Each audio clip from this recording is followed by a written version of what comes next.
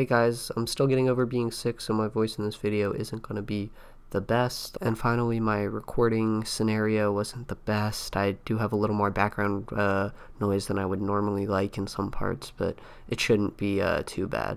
So hopefully you enjoy my points nonetheless, and I'll see you guys later. Do you guys like my clickbaity thumbnail? The sad part is it fits right in with most Star Wars YouTube videos. Let's just be honest right here. Alright, so today I'd like to discuss the 10 things I want to see from Star Wars Episode 9, which is coming out this year as we are now in 2019. Now, for this video, I don't want this to be a, crazy theories or really specific things I want to see happen. No. Listen, J.J. Abrams and me probably have about, two ideas in common for this movie. So I think the best thing for me and most Star Wars fans is just go into this movie hoping to have a great experience. If you're sitting there and you're hoping this character does this or this exact things happen, there's a good chance you might end up being disappointed. So that's why I try to stay away from the specifics, realize this isn't my movie, this is JJ's movie, and I'm going to go in and hope JJ delivers a great experience. With that being said, I can discuss the direction I want the film to go in general ideas, and kind of things I wanted to hit on. So I was at 8 ideas, and I had kind of wanted 2 more to get to 10 for a rounder number. So these first 2 are kind of bottom of the barrels, but I will hit on them quite quickly. So for number 10, I want a lightsaber fight in this movie. Every main episode in the Skywalker Saga has had a lightsaber fight. Hold, of course, The Last Jedi. That was definitely something that I just felt like it should have had, and I know it would have kind of been shoehorned in, and you shouldn't really feel restricted by that as an artist, as someone making your movie. And I know you could kind of technically count Kylo's fight with Luke, even though their blades don't really touch, so it kind of makes it hard to be a lightsaber fight. I just think if, this is episode 9, this is the end of the trilogy, possibly end of the saga, I'll touch on that later. I think we definitely need to see a true lightsaber battle, at least one. Number 9 is going to be, I think it needs to continue with George Lucas's philosophy on each film kind of rhyming. If you look at episodes 1, 4, and 7, they all have a very similar kind of story structure and vibe. I think 7 was a little too similar to 4. Obviously, that's one of its major complaints, and I agree with that. The one thing I will say, though, is that they should have rhymed. I always say it kind of felt more like, those pop songs where they try to rhyme the same word with each other, and it's like, that doesn't count as a rhyme. I kind of say that as a joke, but I think episode 8 did a better job with this, where, yes, it's similar. You see there's similar imagery, there's similar story structure, whether it be with kind of like Rey and Luke, or, the Battle of Hoth is very similar to the Battle on Crate. So George kind of had this idea that each film was going to kind of rhyme with each other. It was like poetry. And I think whether it's Disney trying to cash in on nostalgia or Disney trying to actually continue with that philosophy, I'm not sure which. They've done a good job with it, though, and I think it should continue here through episode 9. I think it should have a lot of callbacks, or at least some sort of similar structure with Return of the Jedi and Revenge of the Sith. Okay, so getting into some bigger points here, number 8, I want to know the state of the political landscape in this trilogy. Now, obviously, this probably should have been covered in an earlier film. In fact, it probably should have been covered early in The Force Awakens. The end of a trilogy for filling in the audience on what the state of the entire galaxy is not the ideal time. However, better late than never if you ask me.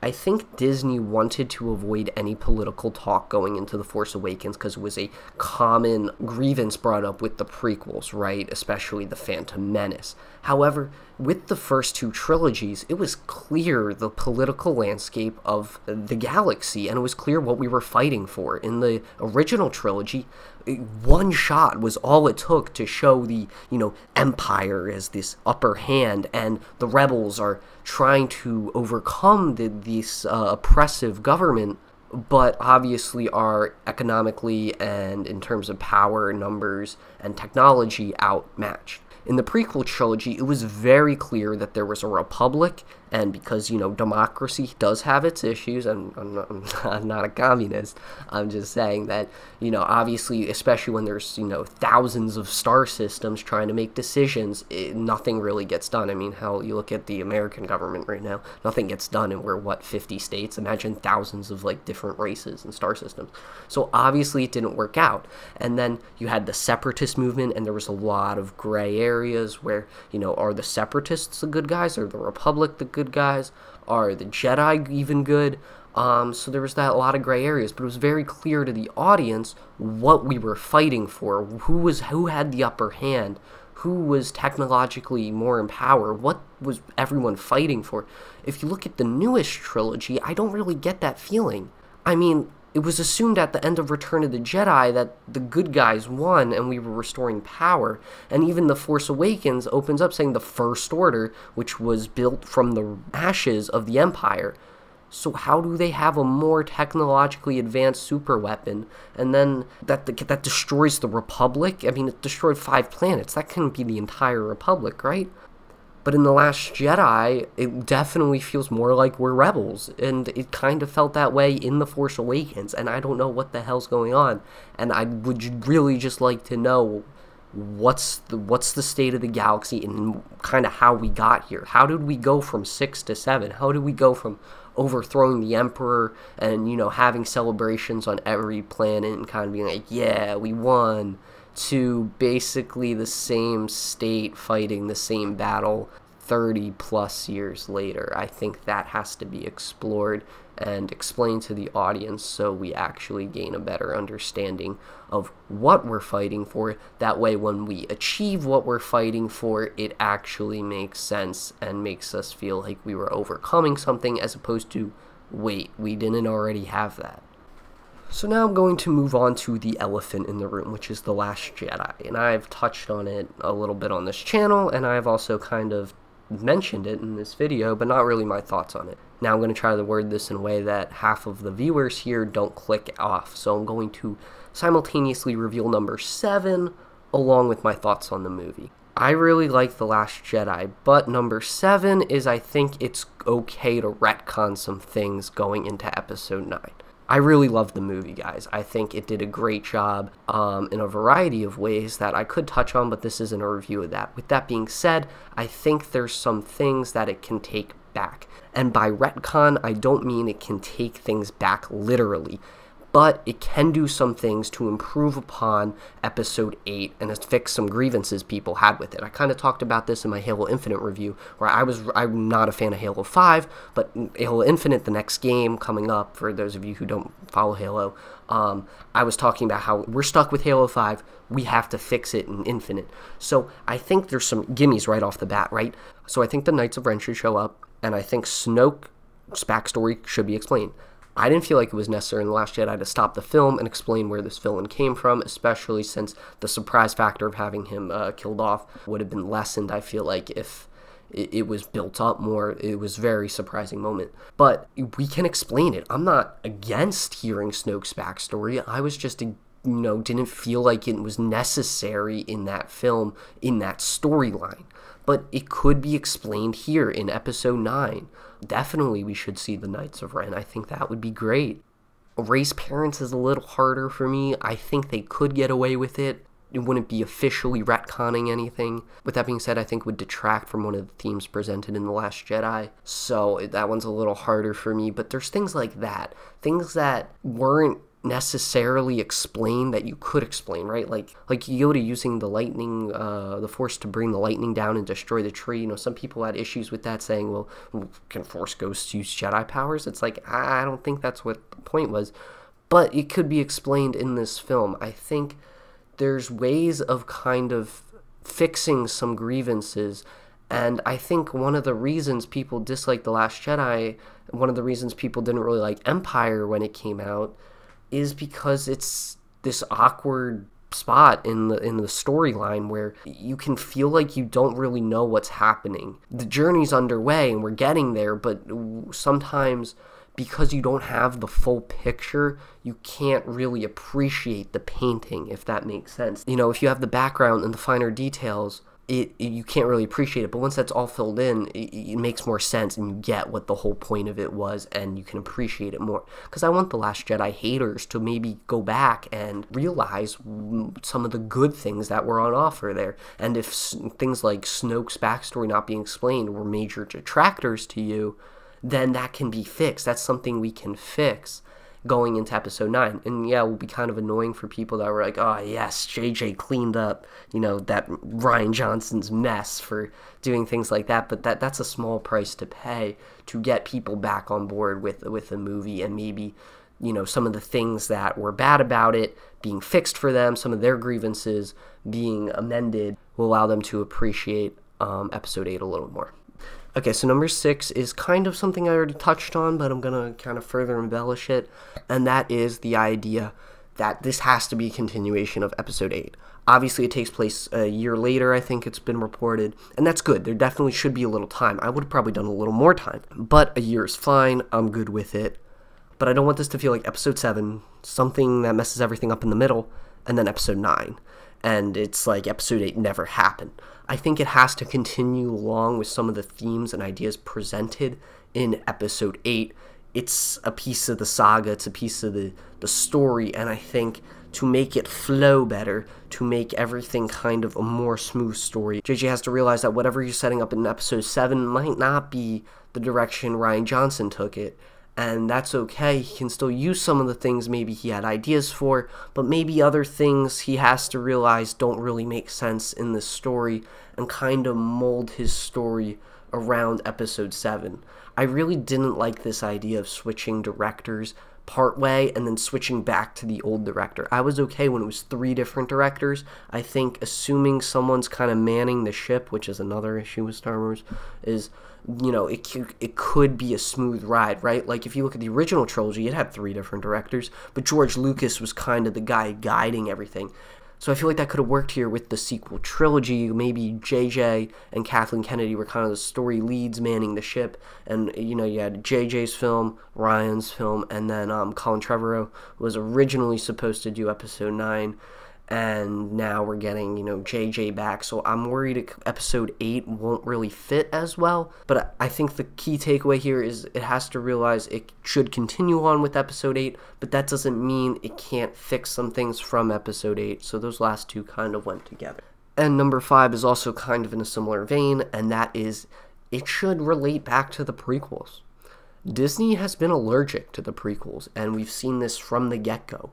The Force Awakens was hung so closely to the original trilogy. It was just so clearly trying to play off of that. No mention of the prequels. Star Wars Battlefront, the first video game released in this new era, was only original trilogy.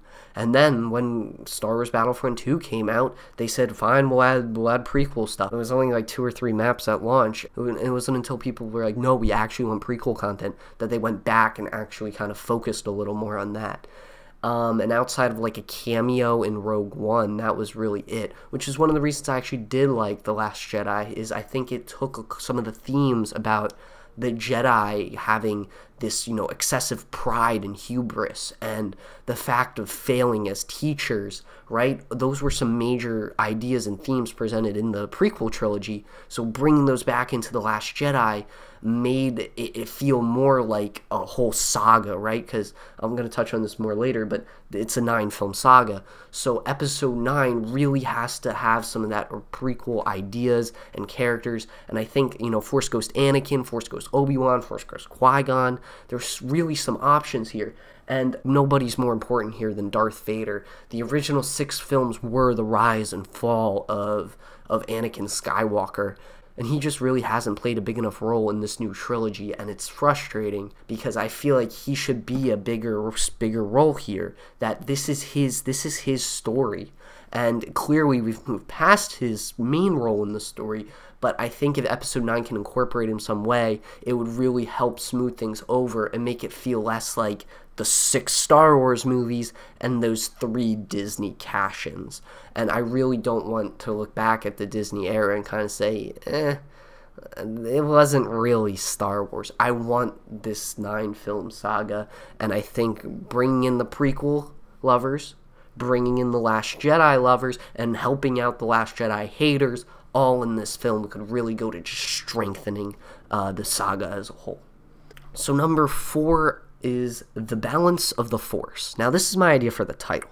I'm sorry, I just think it's the perfect title to end the saga. I know A New Order is a popular idea being thrown around, and it just doesn't have that mystical ring to it that I think the Balance of the Force does, or Balance of the Force, or, you know, some variation on that. I just think, you know, we hear so much about, you know, the struggle to bring balance back, and obviously with this possibly being the end, I think that's a good title there. But beyond the title, you know, I think the idea behind it is more important. And that is, I think the Jedi should not be painted as the do-gooders, the good guys, the best, the saviors, and the Sith are the bad guys instantly. I think the prequels did a good job at kind of embellishing this idea that the Jedi might not be the saviors of the galaxy, that they can have as much of a play in its downfall as its resurrection. And this was kind of subtly hinted at in the original trilogy, with ideas of, you know, Anakin turning to dark side, Obi-Wan kind of lying to Luke. You know, he was telling the truth in a way, but it was a twisted truth, kind of. And it was embellished more in the prequels, and The Last Jedi obviously brought it back with Luke realizing this, and Luke feeling like, you know, the Jedi were wrong, and having this, you know, having to come to grips with that. And then by the end of the film, he realizes it's not necessarily the Jedi, it was their ideals in a way, and their adherence to rules to an over degree. And the other thing that was hinted at in The Last Jedi is this idea that it's going to take more than the Jedi to beat the Sith this time, or beat the evil in the galaxy. It's going to be everybody rising up, more Force users, and embracing the Force more. So I think with this idea of the balance of the Force, I think what I would do, and this is a little specific, but I would have both the Jedi and the Sith end. But this idea that the Jedi are just going to beat down the Sith and kind of gloriously return the galaxy to a form of peace isn't necessarily as thematically rich as some other ideas, and would kind of go against some of the things that have been explored since the original trilogy, in the prequels, and in this new trilogy. And I'm a little worried of that. Which, again, kind of brings me into number 3 here, which is take risks. And this is honestly the one I'm probably most worried about. J.J. Abrams is an interesting director. Very talented writer. He clearly understands narrative, stories. He clearly has a prowess with effects and camera. The Force Awakens is a gorgeous movie. The Force Awakens had some really interesting setups. Super 8 is another film I like from him. Fantastic characters, fantastic dialogue, great cinematography. He's a talented guy, and he's a good guy to have at the helm of number 9, except for the small fact that he never really finishes anything. He's not a finishing director. He's great at setting up stories, which is why it made sense to have him do episode 7. His idea, the mystery box, drives him to the point where he's constantly wants the audience to ask questions, right?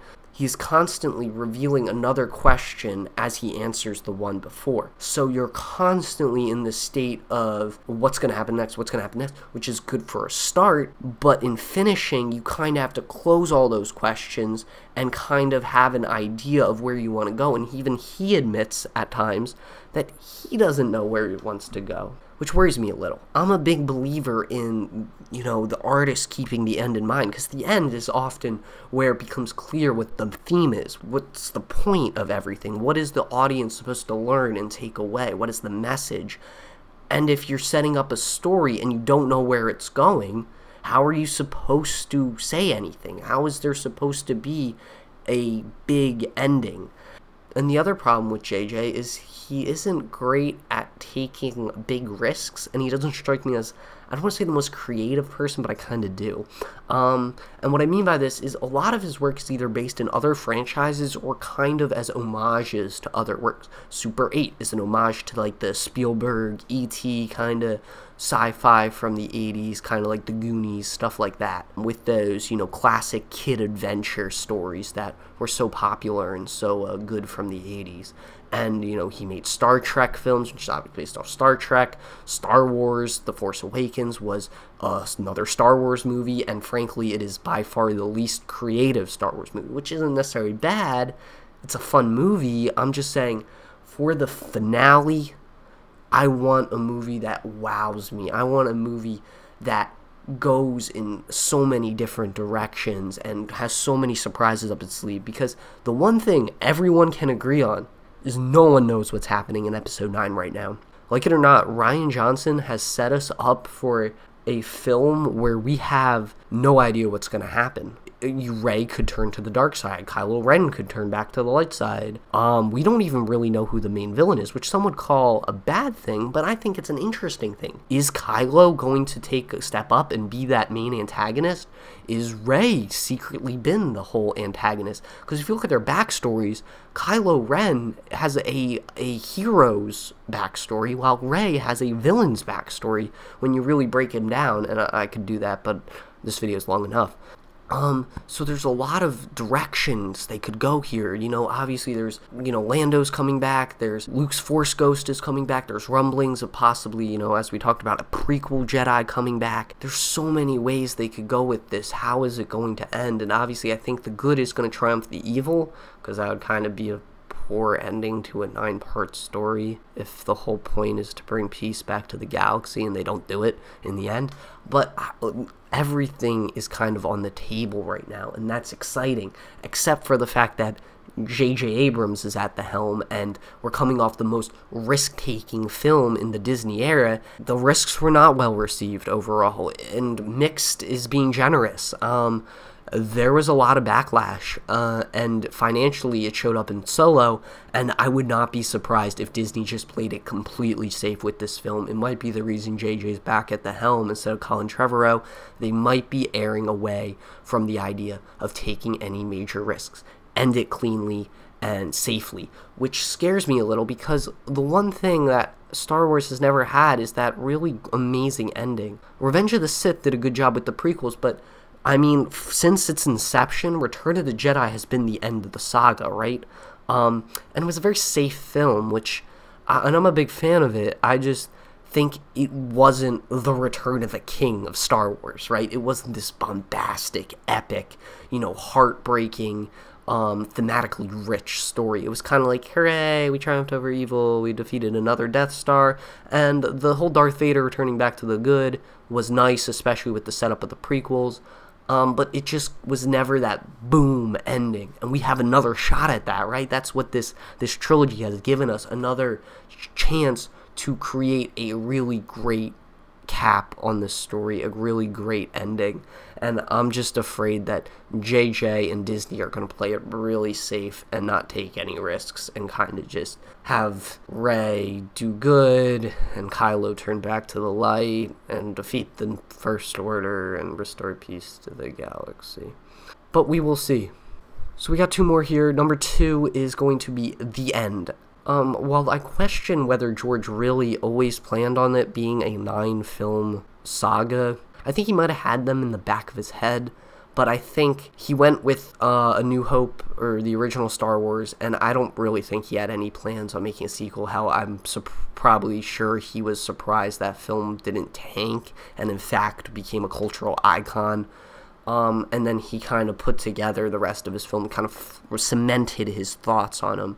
And while the sequel trilogy is clearly not George Lucas's thoughts, and I would have been interested to see what we got from him, he always intended kind of the trilogy of trilogies starting, you know, around that time, around A New Hope.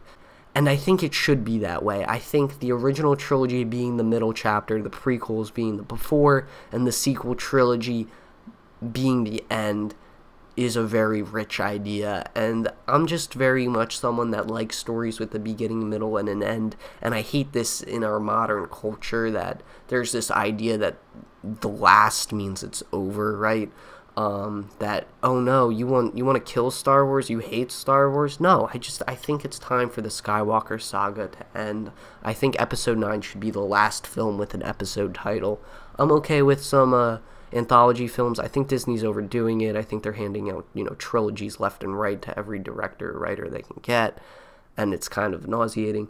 Because Star Wars used to be special, but I think as long as the 9-film saga, you know, as I said, the trilogy of trilogies, this beginning, middle, end feel to it all stays intact, I think I'd be happy, and Disney can kind of do whatever they want, because then we would have that end, and I would prefer them not to make an episode 10 ever. I think it's been a good ride, and I think we just need a definitive ending. We have to bring peace back to the galaxy far, far away, and we can tell side stories, we can tell, you know, backstories and explore corners of the galaxy we haven't even thought about.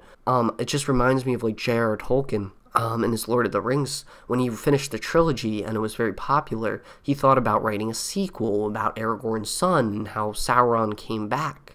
And then he realized, wait, that's a terrible idea. You know, I have a great story here, and that would only detract from the original fight. And I think that's another grievance a lot of people have with these trilogy, including me, is it detracts from the original. What did they accomplish in the original trilogy? And it just feels like if we constantly have a new trilogy every, 20 years or so, at what point do we win? At what point do we restore balance to the galaxy, balance to the Force, and have that new republic and have freedom without the evil coming back? And I know you could say, well, realistically, a peaceful galaxy would never happen, and there'd always be more war and conflict. But it's fantasy. It's supposed to be a beginning, a middle, and end. That's how stories work. That's how structure works.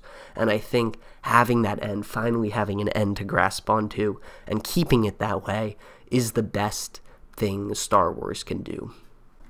So number 1 is easily the easiest pick here on this list. I've considered making a video on this one alone, and that is the fan. I want the fans to love this film, and most importantly, come away from this film feeling united. A lot of the things on this list focused on appealing to different groups of fans. I talked about how I wanted prequel fans pleased, Last Jedi fans pleased, Last Jedi haters pleased, and it just comes from the fact that, the Star Wars community and the YouTube community as a whole and the film community as a whole have always been my escape, my, place I could always feel happy. No matter what kind of day I had, I could come home and I could work out to some, Star Geek videos or some, Hello Greedo. Or even if it wasn't Star Wars, if it was just film or, video games. But now YouTube has become a place where even the mere mention of The Last Jedi, being good, you're spewed with, hate comments and stuff. And it's honestly just a sad time to be a Star Wars fan. We haven't really been a fandom, a group of people that really appreciate and respect each other for a long time, dating back to really the prequel era. I think a great video to watch, I could talk all day about this, but a great video that basically sums up everything I would say is Make Stuff's video called Restoring Balance to the Fandom. I cannot recommend this video enough. It is the greatest video essay I have ever seen, and I do not say that lightly.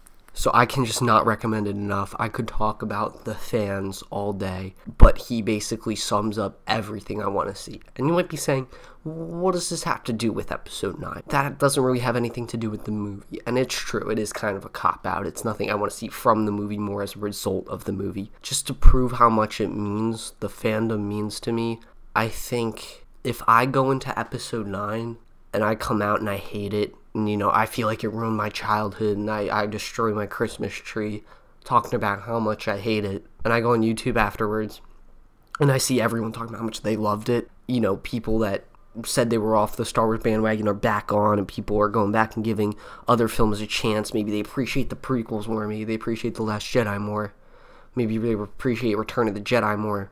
And they just love this movie, and somehow, like a miracle, all the Star Wars fans just come together and love and appreciate it. And even if I hated the movie, I would consider that a net win. That's how much the fandom means to me. That's how much having a group of people that I can honestly just talk to and respect and talk about our love of something so similar. And it's just so sad that we have so much in common, and we seem to ignore it. We seem to, forget the 1,000 things we share, 1,000, games, movies, books that we all both love, and focus on, oh, you like this aspect of The Last Jedi and I hated it. Therefore, somehow all respect is lost there. And it's just very sad to see. And I would really just like Star Wars to kind of be more like the Harry Potter fandom in a way, and I don't want to upset anyone by that. I do spend more time in the Star Wars fandom, and I do prefer Star Wars over Harry Potter, even though I do love both, and I've spent a lot of time in my life with both. But in Harry Potter, when you say, this film's my favorite, people go, oh, okay, that's my least favorite, and here's why. But you make some valid points. Here's my favorite, and here's why. And they go, oh, well, I was more in the middle on that one. I think it's a good film. Everybody kind of just appreciates the 8 films in varying degrees, and it's okay that you maybe didn't like the first 2 because they were too childish. It's okay if you think the first 2 are the best because they capture that childhood wonder so well, right? That's kind of how I wish we saw films we disagree on. I just wish there was more respect there, that we realized, yeah, you might prefer these films, I might prefer these films, but we all love Star Wars. We all know what it's like to be like in that galaxy far, far away. And I think that's just the main takeaway. I want Star Wars to go back to being a thing I love and a group of people I love, instead of the thing I feel like I have to avoid.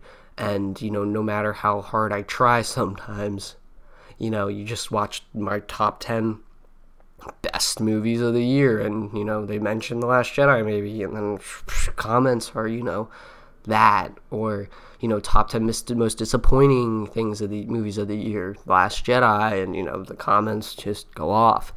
And I want Star Wars return to the glory I know it can be. So go watch that Make Stuff video if you haven't. I really recommend it.